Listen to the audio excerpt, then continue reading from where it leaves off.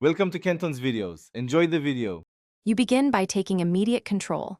Export your calendar to an IX or CSV file so you have a restore point.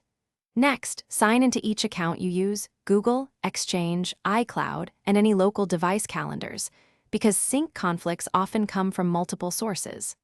Once done, confirm your primary time zone and default calendar settings so entries align.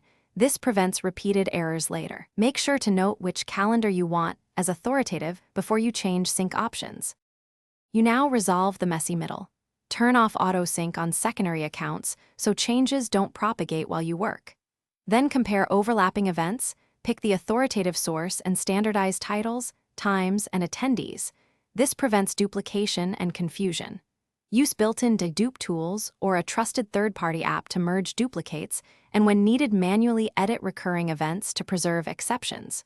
Once the dataset is clean, re-enable sync for one account at a time and confirm changes. Finish by re-enabling sync one account at a time and immediately verify that events, reminders, and attendees match across devices.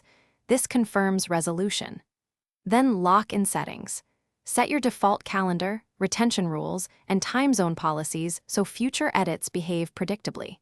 If you still see missing items or new duplicates, restore the IX backup you created and repeat the dedupe with a fresh compare.